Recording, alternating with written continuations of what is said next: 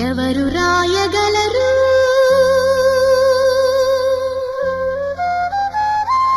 అమ్మాను మాట కన్న కమ్మని కావ్యం ఎవరు పాడగలరు